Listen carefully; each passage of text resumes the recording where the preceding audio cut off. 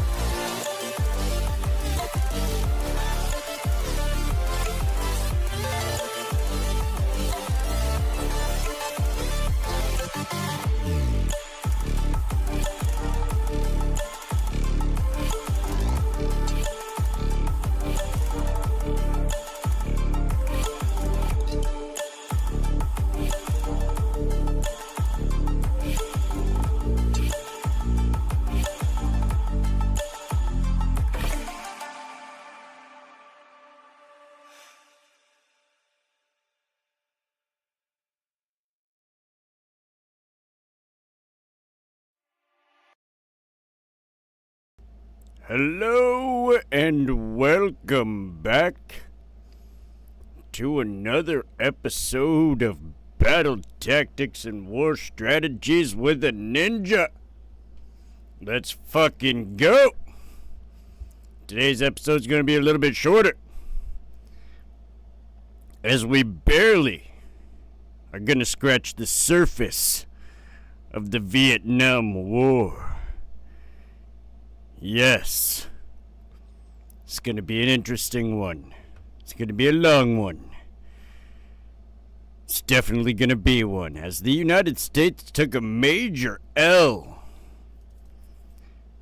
A major L. Shit. Give me 1 second.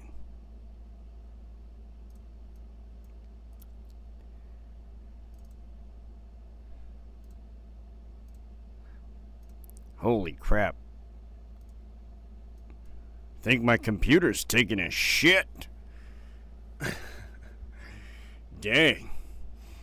Anyways, I hope everybody's having a wonderful time. I know I didn't do a chill stream. I'm still trying to get a couple of things squared away so that I can make them a little bit more interesting rather than just sitting here in front of the camera like a moron.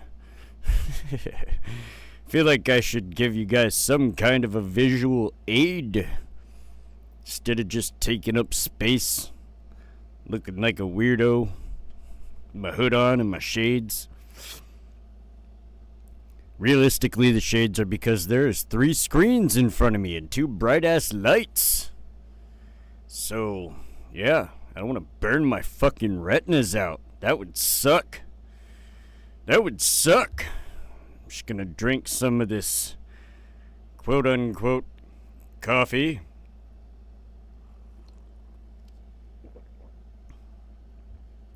Yep. That's totally what I have in my solo cup. It's coffee. Nothing else.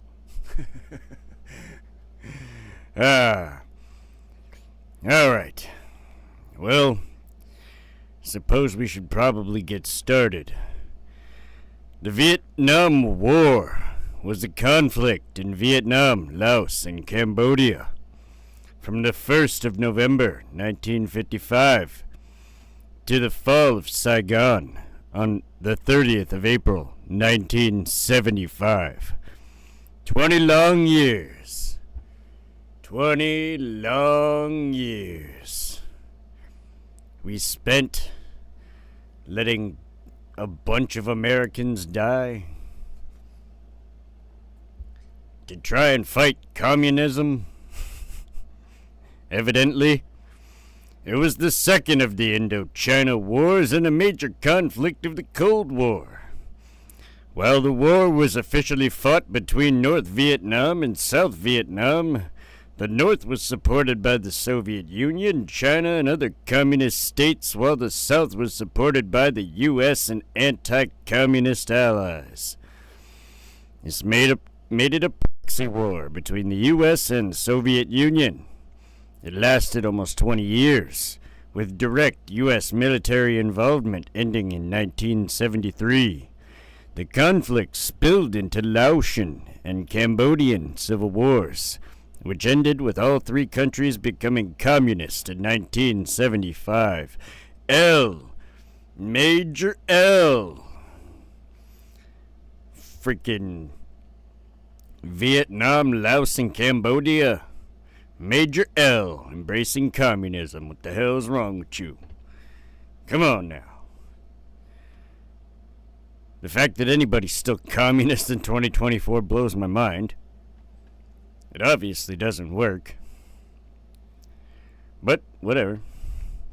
After the fall of French Indochina, with the 1954 Geneva Conference, the country gained independence from France but was divided into 2 parts. The Viet Minh took control of the North Vietnam, while the U.S. assumed financial and military support for South Vietnam. The Viet Cong, a southern Vietnamese common front under the direction of the North, initiated guerrilla war in the South. The Viet Cong. Them Viet Chinese, I'm tell you. The People's Army of Vietnam engaged in a more conventional warfare with the U.S. and the Army of the Republic of Vietnam forces.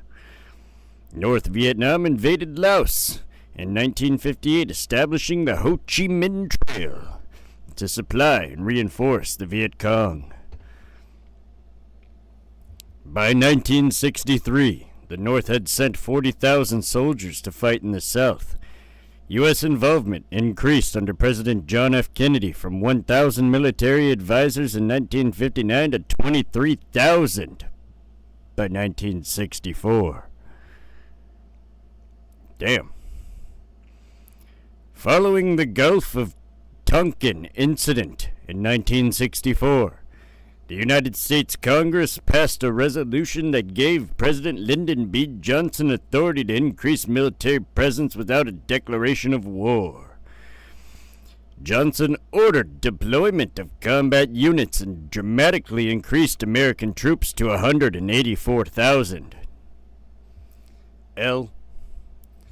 U.S. troops and South Vietnamese forces relied on air supremacy and overwhelming firepower to conduct search and destroy operations. The U.S. conducted a strategic bombing campaign against North Vietnam and built up its forces despite little progress. In 1968, North Vietnam launched the Tet Offensive, a tactical defeat but a strategic victory as it caused U.S. domestic support to fade.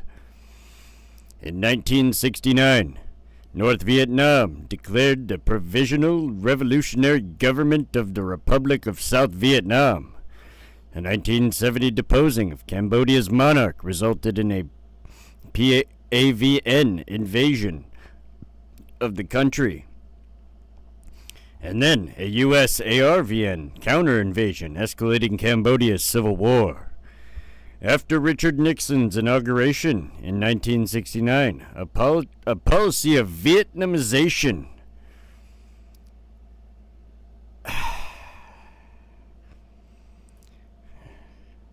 Nixon was such an idiot. Oh, God.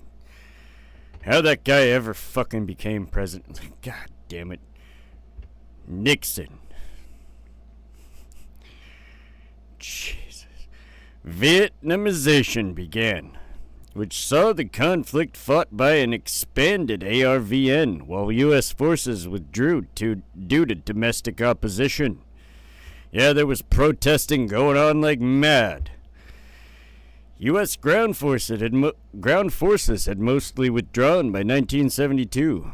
The 1973 Paris Peace Accord saw all U.S. forces withdrawn and were broken almost immediately. Fighting continued for 2 years. Oops. Phnom Penh fell to the Khmer Rouge in April 1975, while the 1975 Spring Offensive saw the fall of Saigon to the PAVN, marking the end of the war. North and South Vietnam were reunified on the 2nd of July the following year. The exact enormous human cost estimates of Vietnamese soldiers and civilians killed range from 970,000 to 3 million. Some 275,000 to 310,000 Cambodians and 20,000 to 62,000 Laotians, and 58,220 U.S. service members. Its end would precipitate the Vietnamese boat people in the larger Indochina refugee crisis, which saw millions leave Indochina. An estimated 250,000 perished at sea. The Khmer Rouge carried out the Cambodian genocide, while the conflict between them and the unified Vietnam escalated into Cambodian-Vietnamese War. In response, China invaded Vietnam, with border conflicts lasting until 1991. damn. China supported them until they were like, it's our turn. Oh, too bad for Nam. Back in Nam.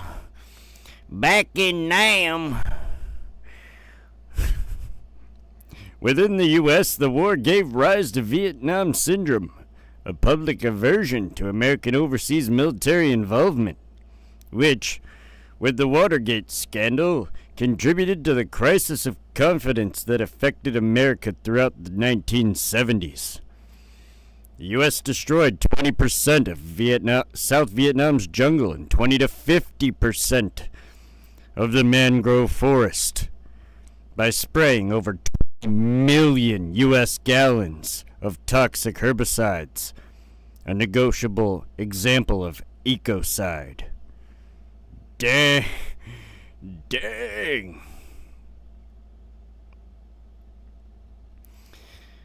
little bit of background. We're going to go into a little bit of background. Like I said, this episode's going to be rather short because it's just an introduction to the Vietnam War, which is pretty detailed and pretty gnarly. And we're going to go over a lot of it. That's why I just have a slideshow playing and not necessarily anything specific or a map.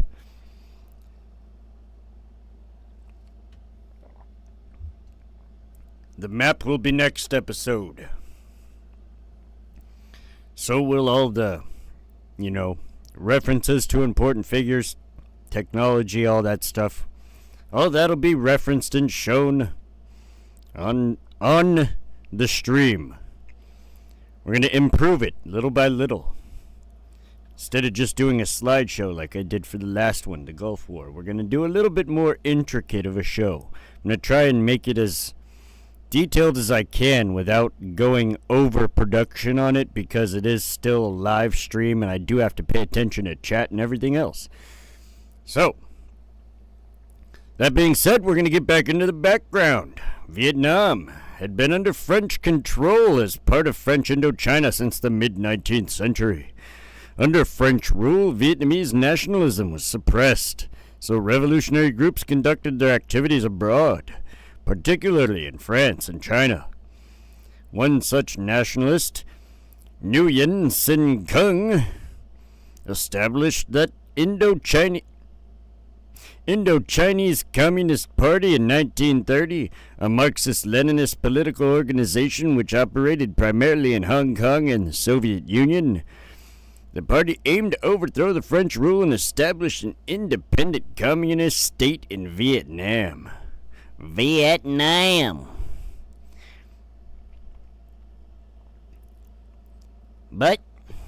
the Japanese, they always got to get involved too. In September 1940, Japan invaded French Indochina, following France's capitulation to Nazi Germany.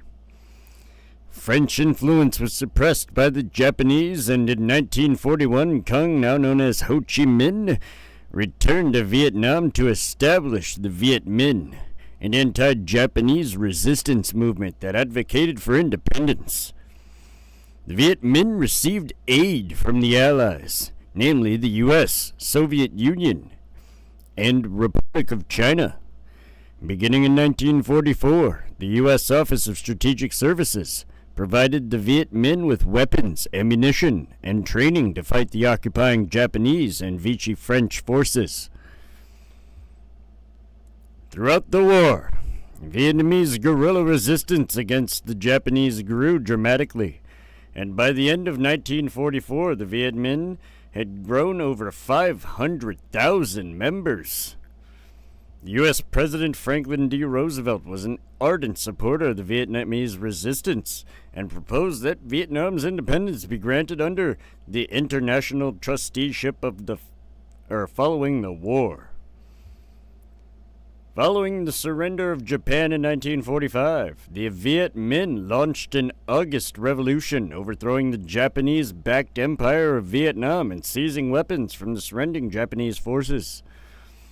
On September the 2nd, Ho Chi Minh proclaimed the Declaration of Independence of the Democratic Republic of Vietnam.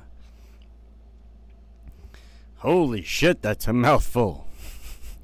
However, on 23rd of September, French forces overthrew the DRV and reinstated French rule. The DRV is the Democratic Republic of Vietnam, for those who didn't put that one together.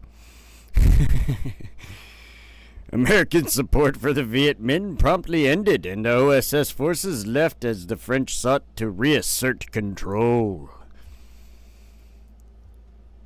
Really, French guys? The First Indochina War. Tensions between the Viet Minh and French authorities had erupted into full-scale war by 1946, a conflict which soon became entwined with the Cold War. On March the 12th, 1947, U.S. President Harry S. Truman announced the Truman Doctrine, an anti-communist foreign policy which pledged U.S. support to nations resisting attempted subjugation by armed minorities or by outside pressures. In Indochina, this doctrine was first put into practice in February 1950, when the United States recognized the French-backed state of Vietnam in Saigon, led by former Emperor Bao Dai, as the legitimate government of Vietnam after the communist states of the Soviet Union and People's Republic of China recognized the Democratic Republic of Vietnam, led by Ho Chi Minh as the legitimate Vietnamese government the previous month. The outbreak of the Korean War in June convinced Washington policymakers that the war in Indochina was another example of the communist expansionism directed by the Soviet Union. Military advisors from China began assisting the Viet Minh in July 1950. Chinese weapons, expertise, and labors transformed the Viet Minh from a guerrilla force into a regular army. In September 1950, the U.S. further enforced the Truman Doctrine by creating a military assistance and advisory group to screen French requests for aid, advice on strategy, and train Vietnamese soldiers. By 1954, the U.S. had spent $1 billion in support of French military effort, shouldering 80% of the cost of the war. Holy shit!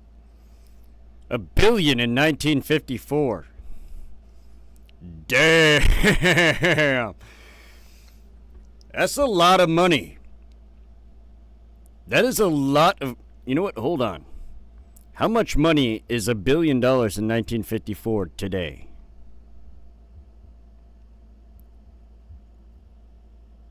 Let me find that out.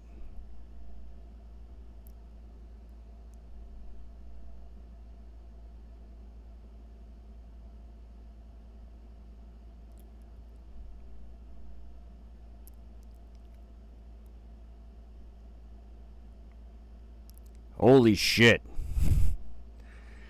Well, if $1 million goes up to, what? 1 million goes up to 11 million?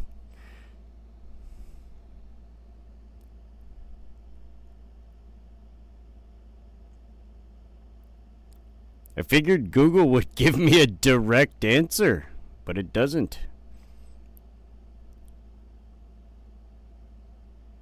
I guess adjusted for inflation, 1954, $1 billion is equal to 11,403,197,026 in 2024. Holy shit! Still doesn't even touch the amount of money. That doesn't even... While that is a lot of money, that doesn't touch the amount of money we send other countries nowadays. Holy shit! That's actually next to nothing in comparison to what we've sent, our little buddies over right next to Scandinavia.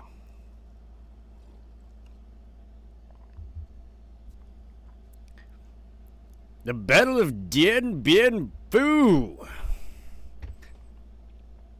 During the Battle of Dien Bien Phu in 1954, U.S. carriers sailed the Gulf of Tonkin and the U.S. conducted reconnaissance flights. France and the U.S. Discussed the use of tactical nuclear weapons. though reports of how seriously this was considered and by whom are vague. According to then Vice President Richard Nixon, the Joint Chiefs of Staff drew up plans to use nuclear weapons to support the French.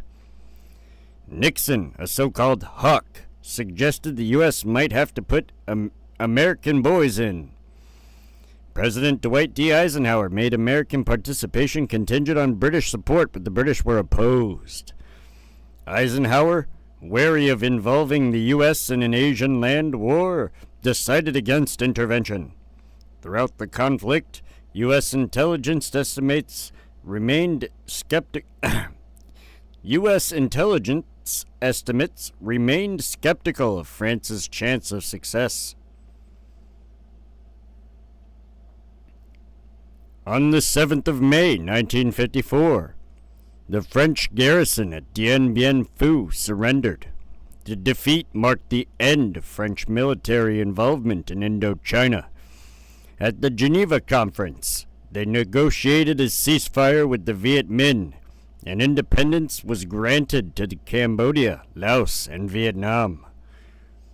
Dang. Done won their independence, huh? That's fucking awesome.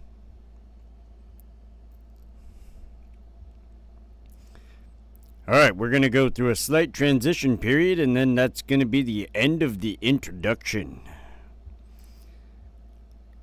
At the 1954 Geneva Conference, Vietnam was temporarily partitioned at the 17th parallel. Ho Chi Minh wished to continue the war in the south, but was restrained by Chinese allies who convinced him he could win control by electoral means. Under the Geneva Accords, civilians were allowed to move freely between the two provincial states for a 300-day period. Elections throughout the country were to be held in 1956 to establish a unified government. However, the U.S. represented by Secretary of State John Foster Dulles objected to the resolution. Dulles' objection was supported only by the representative of Bao Dai. Roughly 1 million Northerners, mainly minority Catholics, fled south, fearing the persecution by the communists. This followed an American psychological warfare campaign headed by the CIA under Director Allen Dulles, which exaggerated anti-Catholic sentiment amongst the Viet Minh and distributed propaganda attributed to Viet Minh threatening an American attack on Hanoi with atomic bombs. The CIA plays dirty, bro. What? The fact that they do that to the American people is crazy. I mean, they do it to everybody else too. It's like, you know, if you're going to make a joke about one group of people, you might as well joke about them all. Yeah. It's basically the CIA. Ah, shit. The exodus was coordinated by a U.S.-funded $93 million relocation program, which included the 17th Fleet to ferry refugees. The northern, mainly Catholic refugees gave the later Ngo Diem regime a strong anti-communist constituency. Over 130,000 revolutionary regroupees went to the north for regroupment, expecting to return to south within 2 years. The Viet Minh left roughly 5,000 to 10,000 cadres in the south as a base for insurgency. The last French soldiers left South Vietnam in April 1956, and the PRC completed its withdrawal from North Vietnam. The PRC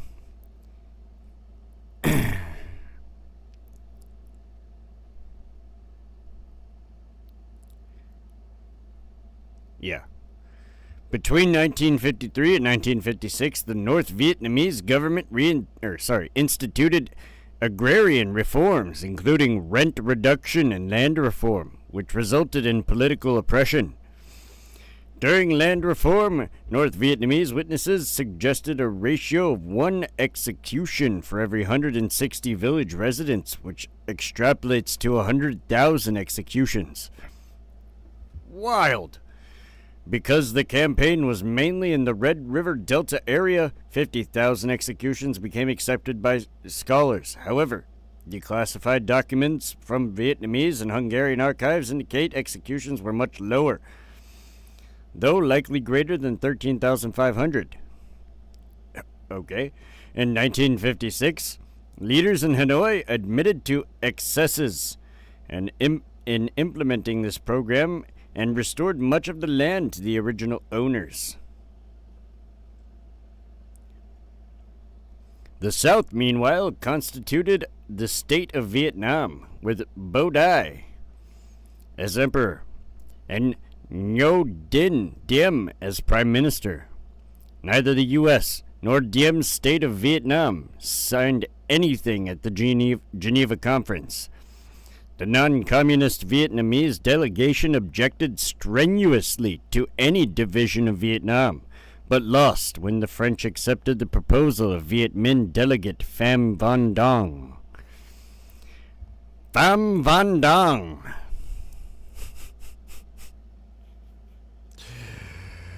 who proposed Vietnam eventually be united by elections under supervision of local commissions. I mean, if he was advocating for a more diplomatic solution, W. Van Dong. The U.S. countered with what became known as the American Plan, with the support of South Vietnam and the U.K.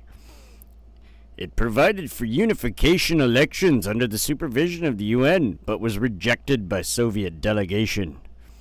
The U.S. said, with respect to the statement made by the representative of the state of Vietnam, the United States reiterates its traditional position that peoples are entitled to determine their own future and that it will not join in any arrangement which would hinder this.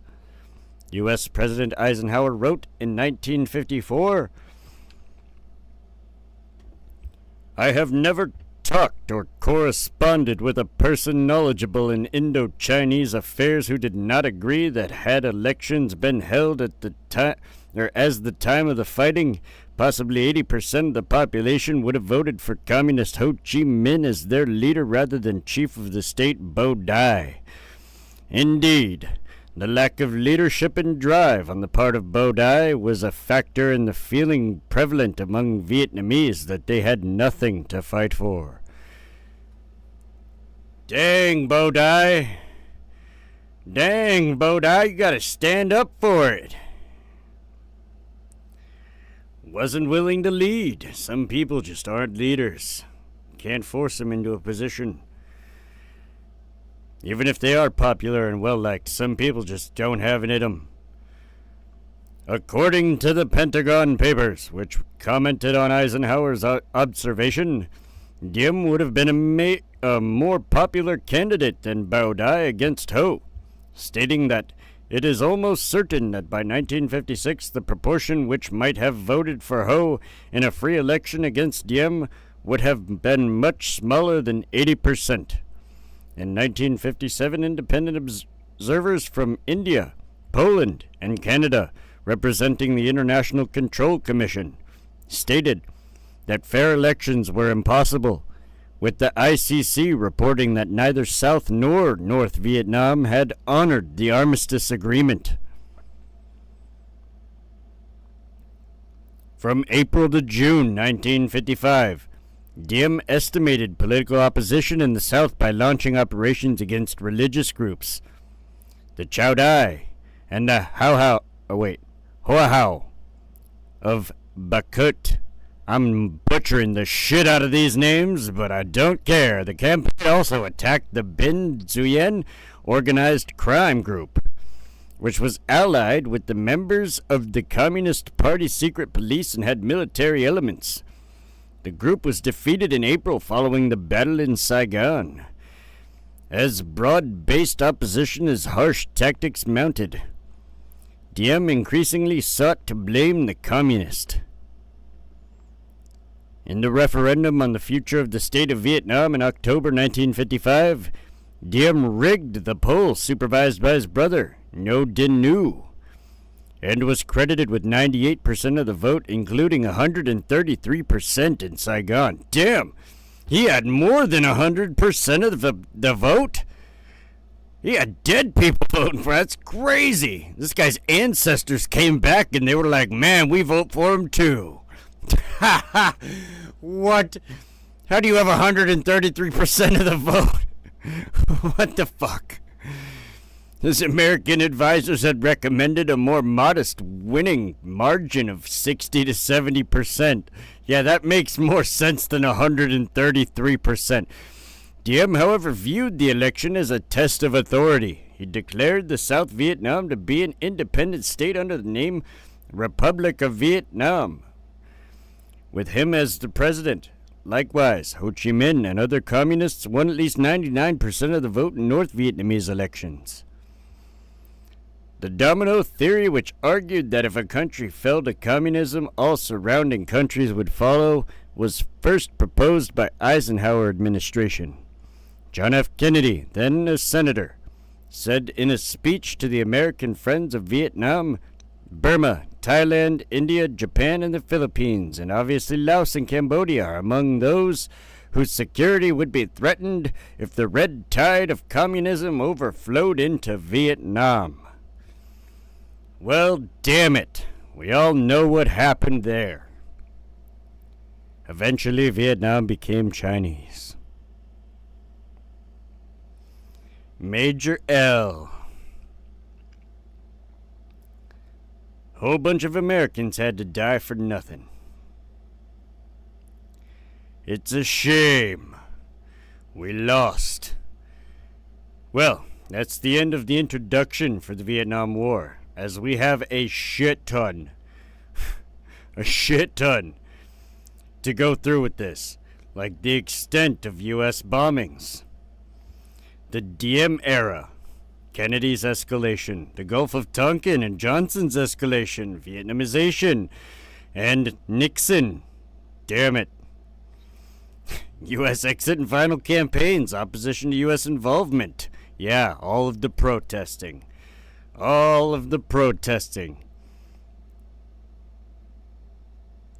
Shit. Yeah. People were getting drafted. The fact that they're talking about it now and everybody's like, they're not gonna do it. I'm gonna laugh when they do. Shit's on, on the escalation front around the world. People are fighting and bickering and doing all kinds of crazy shit for no reason. Honestly. I mean, maybe it's not for no reason, but the United States seems to get involved for very strange reasons. I don't know why we picked a couple of losing battles over the last however long to stick our noses in. But we did. And responsible we must be for that.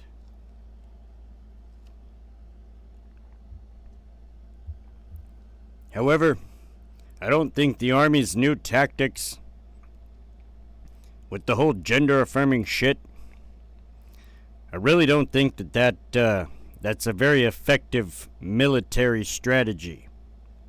Just throwing that out there. I don't think that's an effective military strategy. Hey, just another Canadian. Welcome in. Well, don't what? Hold on. I think my mouse is fucking frozen again. I don't know what the hell the deal is.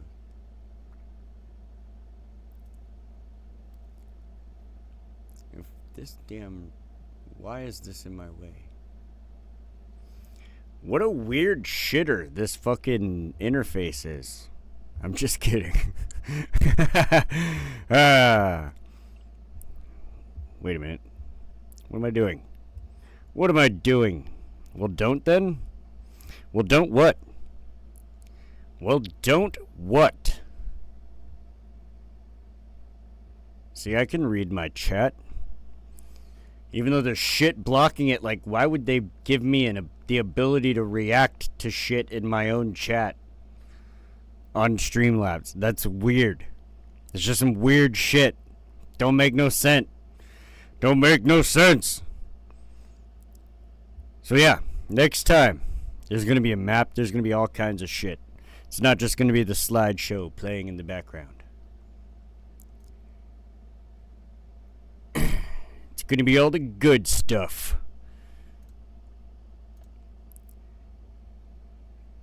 All the media information, the strategy map. We're going to get into some other shit. It's going to be good. I just have to pull some more stuff from the old archive of information. However, tomorrow's stream will be a little bit late. I have a debate on where morals come from. Conveniently enough, over on Speakeasy's stream, debating Evan. And I do believe 9 p.m. Central Standard Time, so if anybody wants to check that out, you're more than welcome to. It's good times. Good stuff. Let's see.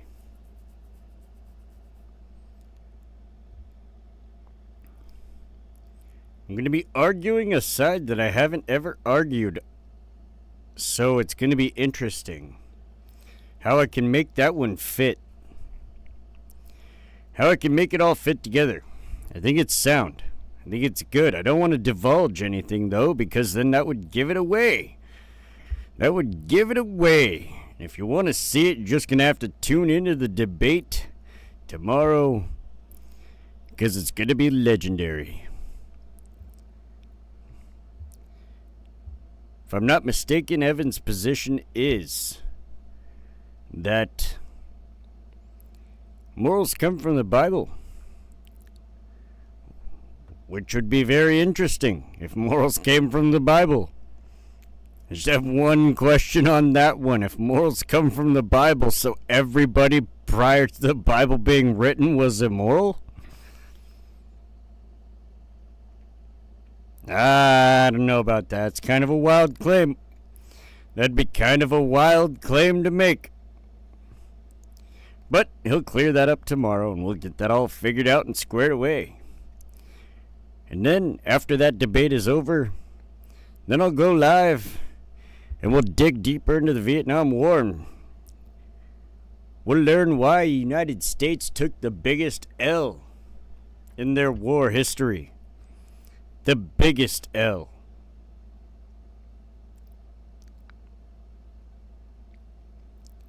Yeah, the Korean War was a pretty hard L too, but at least there's still a North and South Korea. At least part of Korea is not communist. We got more of a W for that one. I mean, damn it, we didn't liberate North Korea, but we still got South Korea as non-communist. So there was a little bit of a W there. Because I hate communism. Holy. If there's one bane on human being existence, it's fucking communism.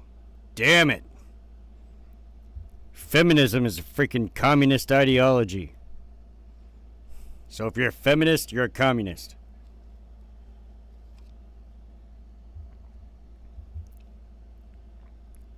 You can't change my mind. Equity, equality, communism. Communism. Fucking communism, damn it. That's what that is. If you break down all the feminist arguments, they're all just communists in the end. Just a bunch of Marxist nonsense that people have somehow fallen for over the years. It's crazy to me. Holy shit. What a failure of the United States education system. Because we actually have people in this country that claim to be communists or socialists or whatever the fuck you want to call it. Like, dude, holy shit. Like, I get it.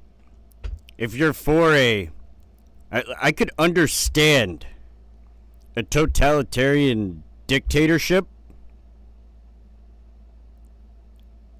Right? And I know that sounds like a wild thing to say, but like I could understand that and almost actually would prefer one single leader over a Senate and a House of Representatives and a president and all this room for fucking lobbying and fucking infiltration and whatever else. No.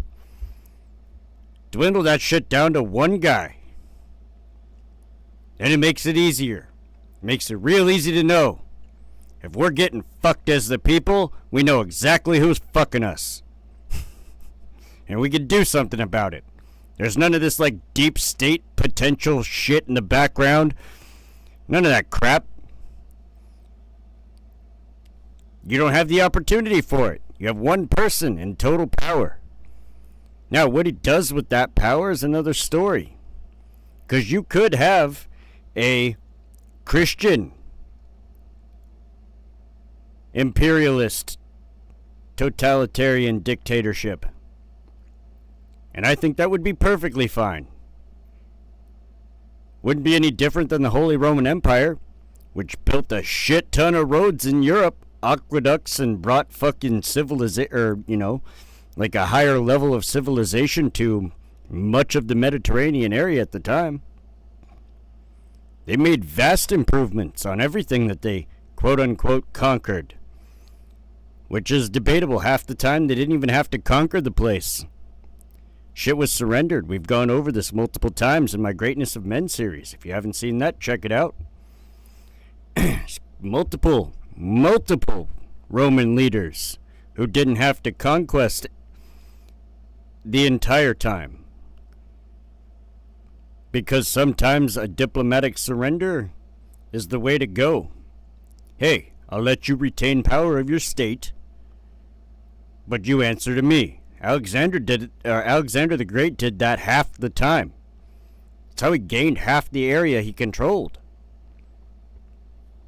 Look, I don't want to wipe you out, but I can. Surrender to me now and add your forces to mine. Retain your power. You just answer to me, that's it. That's the only difference. And you don't get wiped out and your people are fine. Yeah, I think I'll take that card. Like shit. It's an effective strategy. And technically, if you played your cards right, you wouldn't have to conquest anybody. It would just be the threat of overwhelming force. As long as you got enough people to join your side without conquest. It's like, hey, majority rules. Majority fucking rules. So I could see why a totalitarian dictatorship, right? I could see why that could be a good thing. Especially in, if it's an enforced Christian society. I mean, let's be honest, if you look throughout history, even as a person who doesn't claim to be a Christian, the numbers don't lie. Like, it's pretty obvious that the Christian nations are the ones that succeed the most. They produce the most scientists, the best fucking quality of living. They improve the most. They have the most children. They have the most stable families. You can't knock them. They get the W.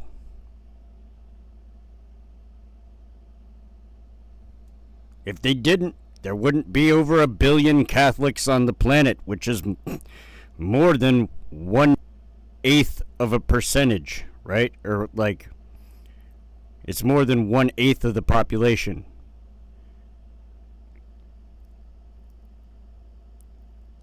Which is fucking crazy. Why? Because it works. People aren't trying to reinvent the wheel. If it ain't broke, don't fix it.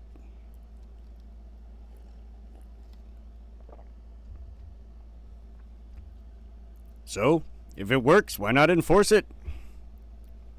I don't see anything wrong with that. I really don't. Why? Because it's for the benefit of everybody. It's for the benefit of the species. The entire human species. And that being said, y'all can catch me on my debate tomorrow 9 p.m. Central Standard Time. As for me, I'm gonna hop out of here, and I will be back after my debate with some more Vietnam, buddy. More Vietnam. Back in Nam, I seen some things and some stuff. I wouldn't recommend it. Shit. Alright, hold on. Let me figure this fucking shit out real quick. No.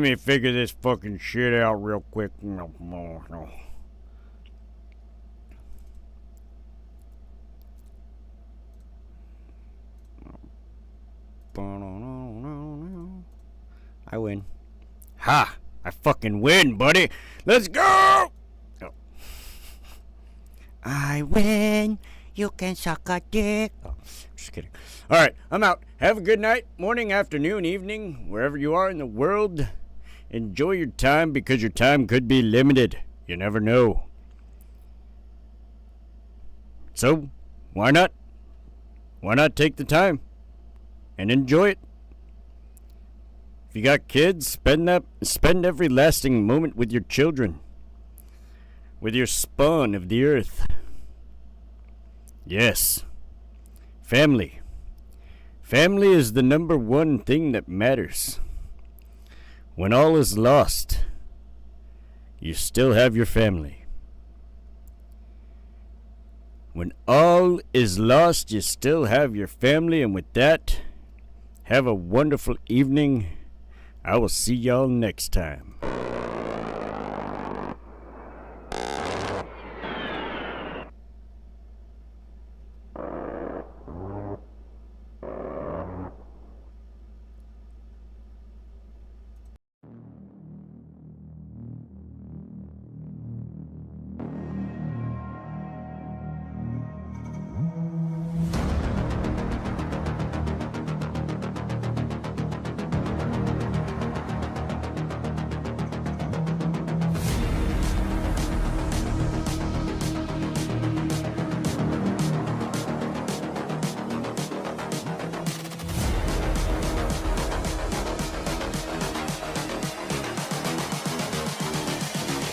I just wish he knew.